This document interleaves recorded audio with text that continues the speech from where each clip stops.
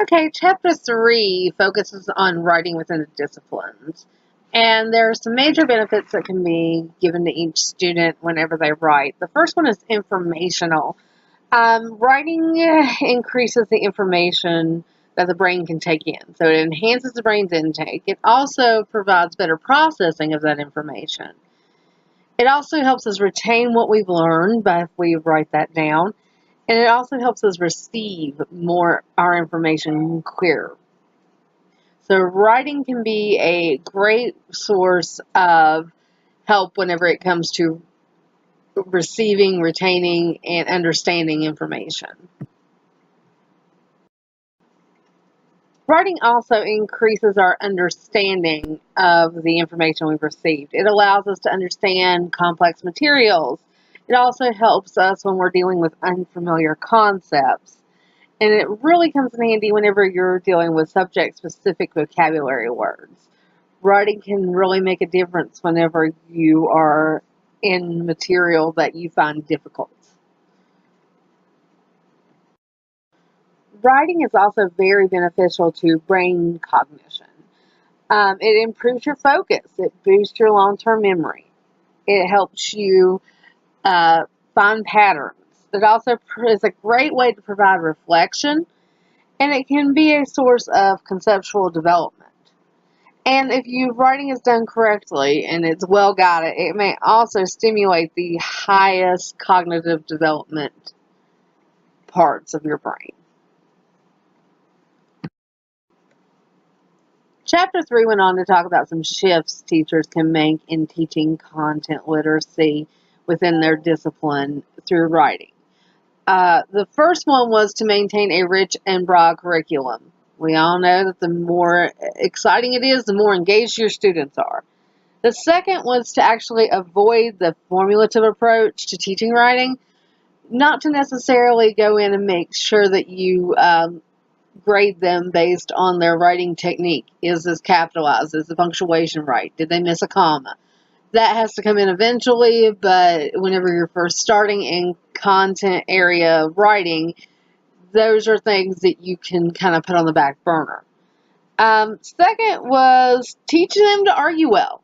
If you want them to pick a side and defend that side, you have to teach students how to back up what they say with facts. The last tip was to embed literacy into things that are worthwhile for your discipline. If you're teaching math, for example, you would not have them write a report on the Battle of Waterloo. It must be specific to your content area and meaningful to the child in order for them to be successful. The next concept was how to incorporate writing into each discipline. Math being my discipline, that's the one I paid the most attention to. And it mentioned that most of the writing done in math is through open-ended questions, like how did you get that answer, where children explain the process, and asking them to defend their answer. I know I'm right because.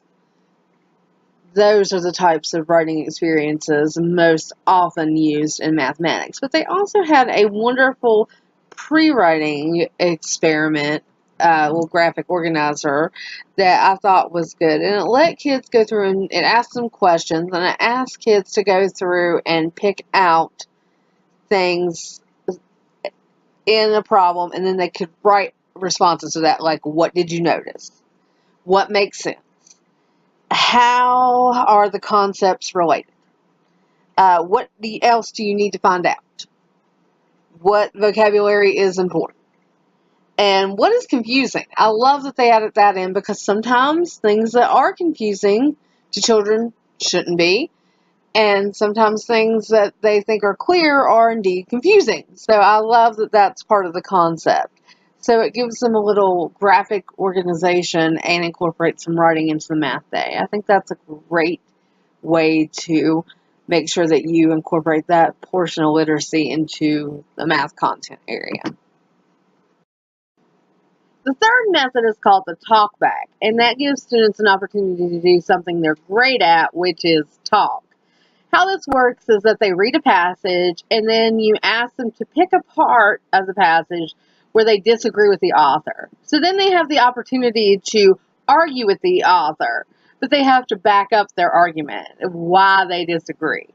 And that gives them an opportunity to not only talk a little bit, but to actually, take a counterpoint and defend it, which they often like to do. Another one was the read, think, respond. And that is a low-risk assignment that gives children just a small passage to read, and then a few minutes to think about what they've read, and then they actually write in their response to what they've read. And like I said, it's low risk. It gets kids writing a little bit. It's something that you may want to incorporate whenever you have a few extra minutes in class. Another method is the ever popular exit slip or entrance slip, or even the middle of the class jolt. These are just little activities where you give out a writing prompt and students write a few sentences on an index card or at the top of their page, which is just meant to be short, maybe a paragraph. But the problem with this is that if students are in a hurry to get out, the quality of the writing really goes down, especially in those exit slips. The entrance slips, same thing. You probably got a quick little sprawl out in the hall before they walked in. The middle of the class seems to be the best place for these, but it can be distracting from the content that you're going over today, so make sure that they're well placed and well used. Another strategy is to use content area concepts to create stories. And that can be a lot of fun. Like you could pick out a story about an ordered pair that live in a rectangular shaped home in the end of the oval cul-de-sac. That's an example of a content-based storyline. It can be a lot of fun. It's a little bit tongue-in-cheek, kind of gets the kids' creative juices flowing. It has its place and time in a silly atmosphere. The last method was blogging. They said that this is really popular with kids because it can be done online, it can be shared, they can get feedback from peers, and I think that might be something that is really valuable, especially in today's world. So I think blogging is something that I might have to utilize in my classroom next year. Chapter 4 focuses on inquiry within disciplines. Asking questions helps us learn. Actually, it's far more effective than when an instructor acts as a transmitter of information rather than asking questions and having students ask questions. So, inquiry is a very valuable educational tool. And this chapter went over building inquiry into every content area. And once again, I focused in on math because that's my content area.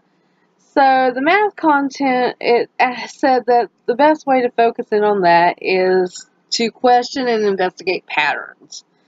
And then applying what you've learned in previous skills to new math problems. That's a good way to build an inquiry. Finding connections between charts and graphs and other text throughout math principles and applications. And engaging in estimation and conjure while tackling complex ideas. It's okay if it's wrong. That's the key point for that one, is that it's alright if students are wrong as long as they invested in the process. Discovering generalizations and exceptions. That's also a good way to build inquiry. And recognizing the value of activities such as understanding and explaining how you're thinking, what your thought process is, rather than whether you're right or whether you're wrong. And working with someone with more advanced skills. So pairing slow learners with students who are advanced. So those were some tips to build inquiry into the math discipline.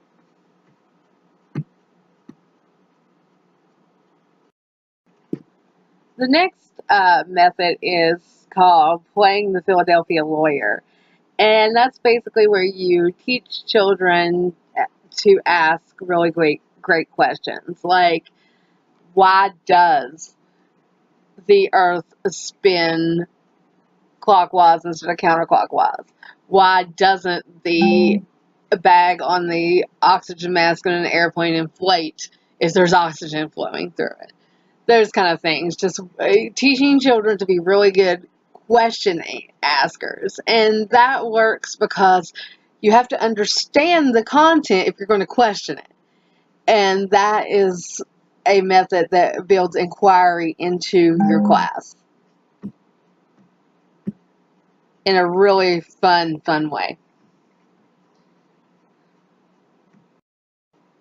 And then you can take the interviewing process one step further and make it a group project.